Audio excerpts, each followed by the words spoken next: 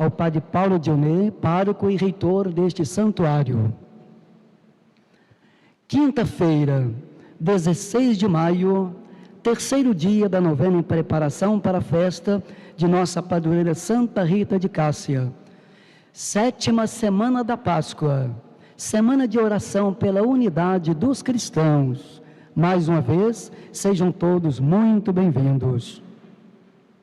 A liturgia desta quinta-feira, da sétima semana da Páscoa, considerada na Igreja a semana de oração pela unidade dos cristãos, nos coloca de encontro com esta mesma perspectiva eclesial.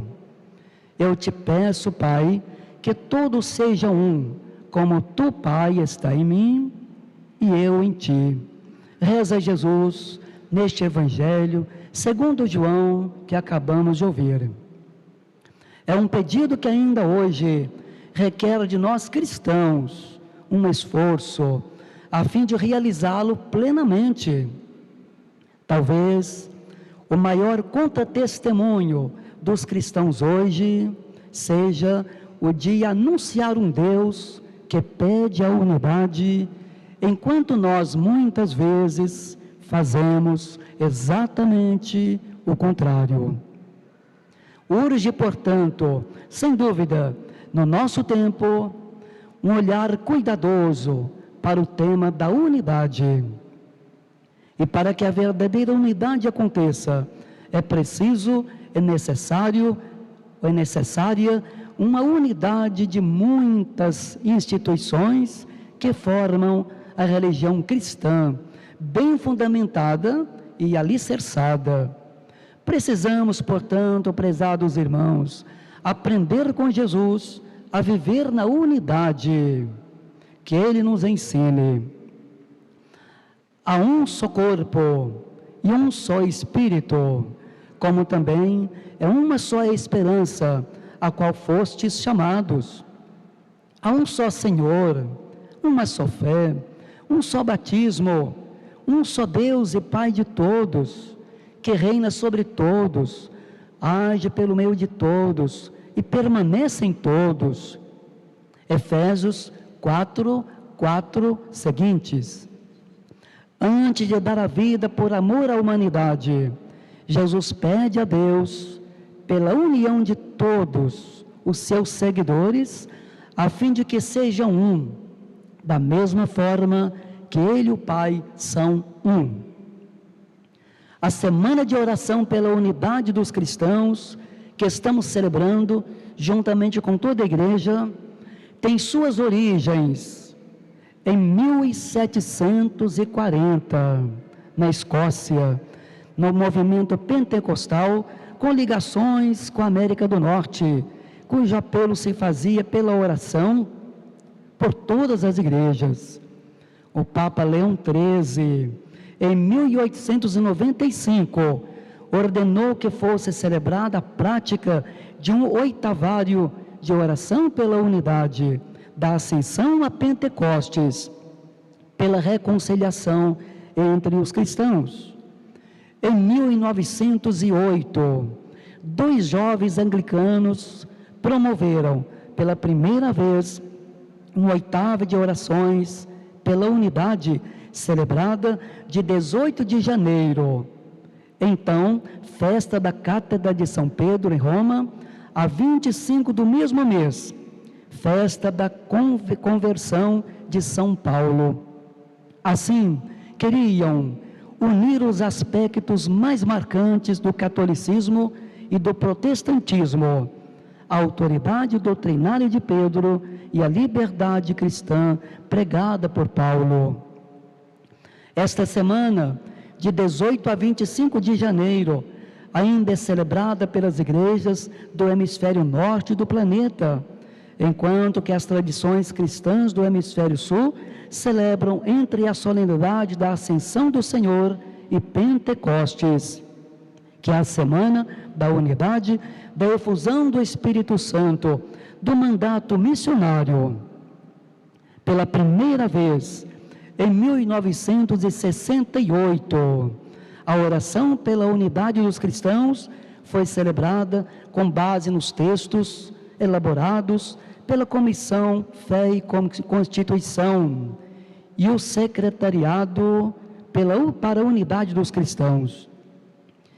Em João 17:21, em sua oração sacerdotal, Jesus suplica ao Pai que todos sejam um, como tu, Pai, estás em mim e eu em ti, que eles estejam em nós, a fim de que o mundo creia que tu me enviaste.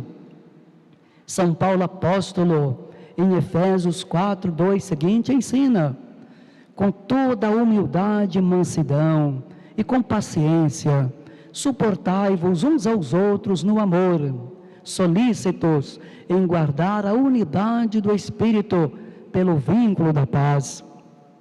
Há um só corpo e um só Espírito, como também é uma só esperança a qual fostes chamados.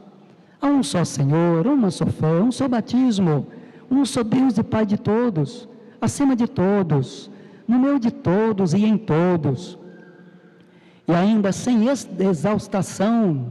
exaustão, nem finalização, o Concílio Ecumênico Vaticano II, em seu decreto sobre o ecumenismo, propõe para toda a Igreja: a oração é a alma do movimento ecumênico. Em 25 de janeiro deste ano de 2024, afirmou o Papa Francisco em sua homilia proferida na conclusão da Semana de Oração pela Unidade dos Cristãos em Roma: esta é a estrada, caminhar juntos e servir juntos, colocando a oração em primeiro lugar. Também a campanha da fraternidade deste ano propõe o tema Fraternidade e Amizade Social, com o lema Vós sois todos irmãos, Mateus 23:8. E a Semana de Oração pela Unidade dos Cristãos deste ano tem como tema: amarás a Deus e a pessoa do próximo como a ti mesmo. Jubileu da dimensão missionária é o tema proposto para as festividades de Santa Rita de Cássia neste ano, aqui, nesta piedosa e acolhedora paróquia a ela dedicada. Com toda a convicção e ao mesmo tempo contritos, podemos afirmar que a Igreja, enviada por Cristo para manifestar e comunicar a caridade de Deus a todos os povos e nações, sabe que ainda lhe resta por realizar uma forte tarefa missionária. Como Cristo, por sua encarnação, se ligou às condições sociais e culturais dos homens com quem conviveu, assim deve a Igreja inserir-se em todas essas sociedades, para que todas as pessoas possam oferecer o mistério da salvação e a vida trazida por Deus. Assim nos falam as diretrizes da ação pastoral sobre a dimensão missionária. A comunhão exige a missão como seu dinamismo essencial. A Igreja, prezados irmãos, que se percebe como comunidade de fé, é impelida naturalmente a continuar a missão de Jesus, que a convocou, constituiu e enviou. Ela é chamada a assumir ativamente em todos os seus membros a mesma missão de Jesus Cristo, proclamando o reino de Deus e testemunhando o Evangelho em todo tempo e lugar, em todas as épocas e nações, reconhecendo a riqueza evangélica das diferentes culturas. A dimensão missionária exprime, pois, um aspecto particular da única e abrangente missão da Igreja. Corresponde à primeira evangelização para despertar a fé nos cristãos, integrando novos membros em sua comunhão visível.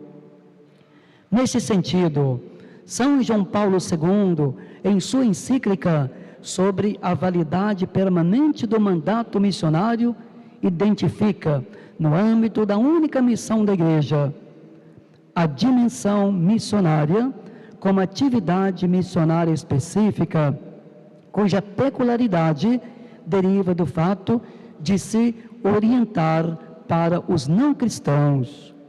Esta tarefa especificamente missionária que Jesus confiou e continua cotidianamente a confiar à sua Igreja, não se deve tornar uma realidade diluída na missão global de todo o povo de Deus, ficando desse modo descurada ou esquecida.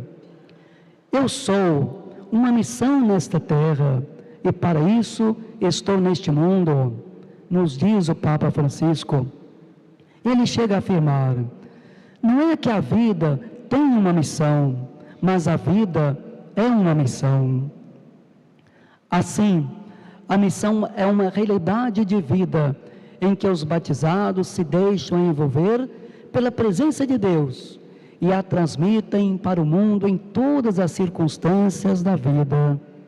E é por isso que o missionário, a missionária, ao levar a boa nova ao mundo angustiado e sem esperança muitas vezes, ou cuja esperança se esgota com o último suspiro de vida, não pode se apresentar triste, desanimado, impaciente ou ansioso, mas deve manifestar uma vida irradiante de fervor e da alegria de Cristo e do Evangelho.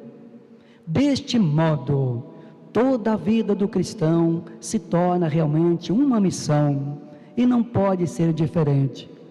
Ser missionário, portanto, está além de cumprir tarefas ou fazer algo, está na origem do ser, é essencial, faz parte da identidade e da essência da vida cristã e não se reduz apenas a algumas horas do dia ou alguma tarefa, atividades, cursos, encontros ou visitas.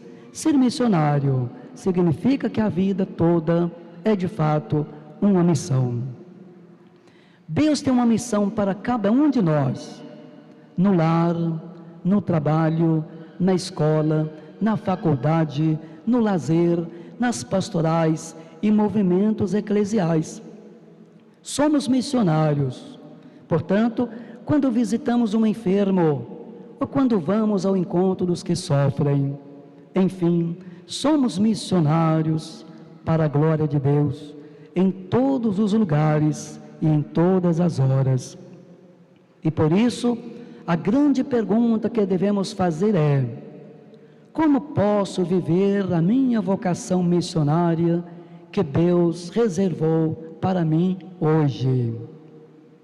Como dizia nosso querido e saudoso Dom Luciano Mendes de Almeida, em que posso ajudá-lo? Nesses dias, e sobretudo no próximo dia 22, a Igreja relembra a vida de Santa Rita de Cássia. Como mulher, esposa e mãe, ela enfrentou, como sabemos, muitos desafios durante a sua vida e conseguiu superá-los através de sua intimidade com Deus e sua vida de oração. Sabemos também que no mundo inteiro a devoção a Santa Rita é simbolizada pela rosa. É para esperar que também a vida de todos os seus devotos seja como a rosa recolhida no jardim de Roca Porena no inverno que precedeu sua morte. Isto é, seja uma vida sustentada pelo amor apaixonado por Jesus Cristo, uma existência capaz de responder ao sofrimento e aos espinhos com o perdão e o dom total de si, para difundir em toda parte o bom perfume de Cristo. 2 Coríntios 2,15, mediante o anúncio coerente e vivido do Evangelho. A cada um de nós, prezados irmãos, Santa Rita entrega de novo a sua rosa. Ao recebê-la espiritualmente, empenhemo-nos em viver como testemunhas de uma esperança que não engana, e missionários da vida que vence a morte. Que Santa Rita de Cássia, nossa querida e amada padroeira, seja nossa intercessora, hoje e sempre, junto a Jesus. Louvado seja nosso Senhor Jesus Cristo. Por intermédio de Santa Rita de Cássia, elevemos a Jesus as nossas preces.